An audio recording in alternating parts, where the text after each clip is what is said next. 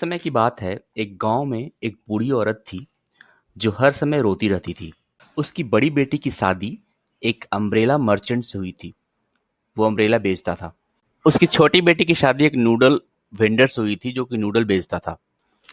जब sunny day होता था, धूप होती थी, मौसम सुहाना होता था, तो वह बूढ़ी औरत परेशान हो जाती थी। वो अपनी बड़ी बेटी के लिए चिंतित हो जाती थी कि अभी बारिश हो नहीं रही है, उसका अम्ब्रेला कौन खरीदेगा, और वह दुखी और उदास हो जाती थी। जब बारिश होती थी तो वो अपनी छोटी बेटी के लिए दुखी हो जाती थी, क्योंकि वो नूडल्स अभी कैसे सुखाएगी और उसका व्यापार ही मंदा पड़ जाएगा, और वह दुखी और रोने लगती थी। बारिश के मौसम में उसे अपनी छोटी बेटी की चिंता होने लगती थी, और जब धूप का मौसम होता था या सनी डेज होता था तो उसे अपनी बड़ी बेटी की चिंता होने लगती थी। उसके आस पड़ोस के जो लोग थे, उस बूढ़ी लेडी के, बूढ़ी औरत के और बच्चे थे, वो सब उनको रोने वाली बुढ़िया करके चिढ़ाने लगे, क्योंकि वो हमेशा रोती रहती थी, हमेशा उदास रहती थी। वो ओल्ड लेडी एक दिन एक मॉन्क से मिली। मॉन्क को भी बहुत उत्सुकता हो रही थी कि यह रोती क्यों रहती है। उस बूढ़ी औरत ने अपनी समस्या को मॉन्क को बताया।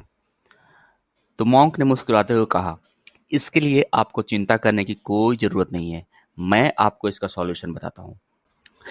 तब उस मॉन्क ने समझाया कि जब सनी डे हो या धूप का मौसम हो, तो आप अपनी बड़ी बेटी के लिए दुखी होने के बजाय छोटी बेटी के लिए खुश हो जाओ कि आज के दिन इस मौसम से उसे अपने नूडल्स सुखाने में सहायता मिलेगी और उसका बिजनेस और बड़ा हो जाएगा।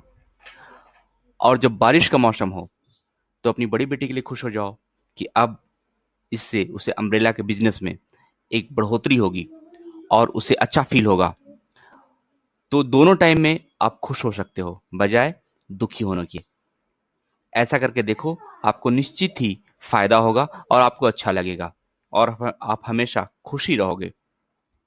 यह बात उस बूढ़ी औरत को बहुत अच्छे तरीके से समझ में आ गई, और अब वो हमेशा खुश रहती थी, और डेली इतनी खुश रहती थी कि उसे आस पड़ोस के लोग स्माइलिंग लेडी के नाम से बुलाने लगे। अब वो रोने वाली बुढ़िया से हंसने वाली बुढ़िया बन गई थी, और उसे बहुत अच्छा लग रहा था। तो यहाँ पे आपने देखा कि एक बूढ़ी औरत के लाइफ के अंदर कुछ चेंज नहीं हुआ, लाइफ के अंदर कोई फिजिकल चेंज नहीं हुआ, बस उसका जो थॉट प्रोसेस था, उसकी विचारधारा, उसका माइंडसेट, उसका परिप्रेक्ष्य पर्सपेक्टिव, यह बदल गया। तो केवल पर्सपेक्टिव, परिप्रेक्ष्य या विचारधारा या थिंकिंग के बदल जाने से आपकी खुशी और दुख, इन दोनों का रास्ता तय होता है।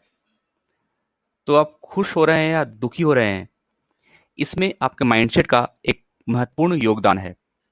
किसी भी चीज के दो पहलू होते हैं।